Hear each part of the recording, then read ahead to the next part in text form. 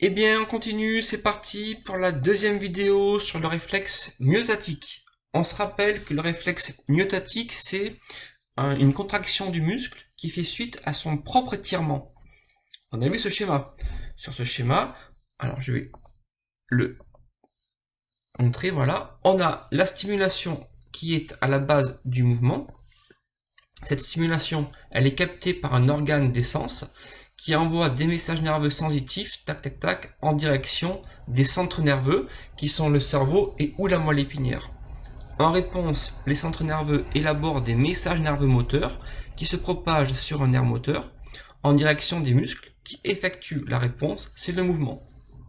Nous, on va essayer de caler ce schéma au réflexe myotatique. On va se demander quel est donc l'organe qui est le récepteur de la stimulation. Je rappelle que la stimulation dans le cas du réflexe myotatique, c'est l'étirement du muscle. Regardez cette vidéo, elle va nous permettre de bien comprendre ce qui se passe. Vous avez ici un coup qui va être donné au niveau du tendon rotulien.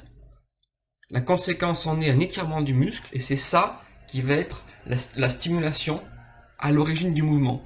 Dans le muscle se trouvent des éléments qu'on appelle des cellules, des fuseaux neuromusculaires qui vont se déformer et lorsqu'ils se déforment, lorsqu'ils sont étirés, ils génèrent des petits messages nerveux électriques, on les voit en bleu ici, qui vont être envoyés, regardez, en direction de la moelle épinière.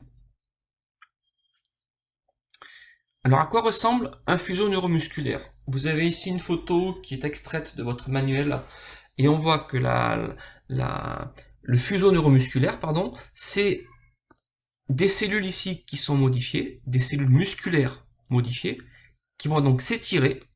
Et lorsqu'elles s'étirent, on voit ici, elles se prolongent par des fibres nerveuses, des fibres sensitives. Et lorsque mes fuseaux neuromusculaires sont modifiés, des messages nerveux apparaissent ici et se propagent sur la fibre sensitive. Autre photo qui montre la même chose, vous avez ici, donc tout ça, c'est le fuseau neuromusculaire, dans lequel on va trouver des cellules musculaires ici ou là qui sont modifiées.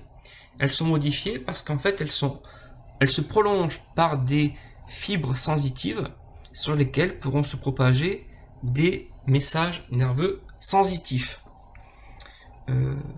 Ensuite, qu'est-ce qui se passe? Regardez cette petite vidéo. Donc là, je retrouve le muscle et ici, le fuseau neuromusculaire avec les fibres nerveuses ici en orange.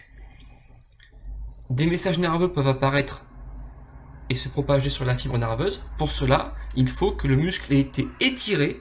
L'étirement du muscle, c'est la stimulation. Et quand on met un coup sur le tendon, c'est ça qui étire le muscle. L'ensemble des fibres nerveuses, on les voit là, elles vont être réunies dans un ensemble de fibres nerveuses que l'on appelle un nerf.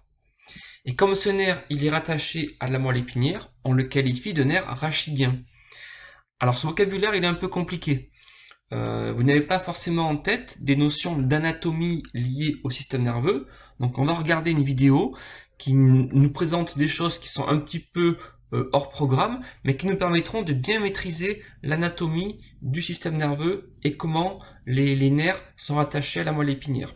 Donc tout d'abord, dans la boîte crânienne, on a l'encéphale, un centre nerveux, qui est composé par le cerveau, le cervelet et le tronc cérébral.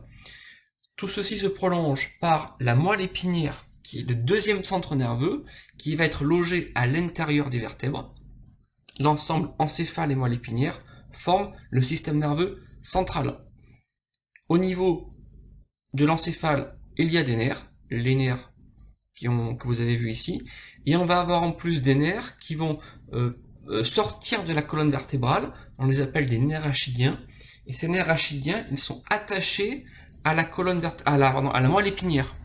On va le voir tout à l'heure. Selon leur localisation, ces nerfs ont différents noms. Par exemple, ceux qui partent de la cage thoracique s'appellent des nerfs thoraciques. Là, on voit les nerfs lombaires, etc. C'est pas ça qui m'intéresse. En tout cas, vous comprenez que dans l'organisme, il va y avoir tout le long de la colonne vertébrale, et notamment de la moelle épinière surtout, des nerfs qui en partent. Et on va voir maintenant comment ils sont rattachés, ces nerfs rachidiens, à la moelle épinière, pardon. On parle de nerfs rachidiens, je répète, ça vient du mot rachis, parce que la moelle épinière, elle fait un axe, un rachis.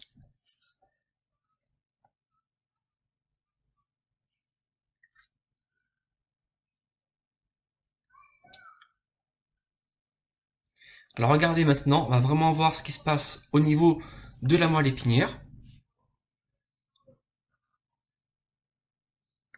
Donc ici, l'axe qui est là, c'est la moelle épinière, et en rose, je vois deux nerfs, qu'on appelle donc des nerfs rachidiens. La moelle épinière ici est vue en coupe, elle est faite de deux matières. Au centre ici, on a ce qu'on appelle la substance grise.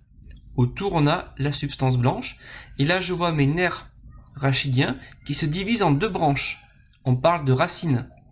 On a une racine qui ici est du côté du ventre de l'organisme, et là une racine qui est du côté dorsal de l'organisme. Au niveau dorsal, vous avez un renflement qui s'appelle le ganglion rachidien. Pour terminer cette première vidéo, regardez ce qui se passe. En résumé, un coup sur le tendon, le message nerveux est capté, est envoyé sur un nerf, il passe à la moelle épinière, il retourne via un autre nerf sur le muscle qui en réponse va se contracter. Pour terminer, vous avez ici un petit schéma qui nous montre les éléments qui sont importants dans le réflexe myotatique. Je retrouve ici donc le muscle, je vais mettre le pointeur, ici le muscle. Vous avez ici le nerf rachidien qui va se diviser en deux parties, ce qu'on appelle la racine dorsale avec le renflement qui est un ganglion rachidien, et là la racine ventrale du nerf. Dans la moelle épinière, deux parties, une partie centrale que l'on appelle la substance grise, une partie périphérique que l'on appelle la substance blanche.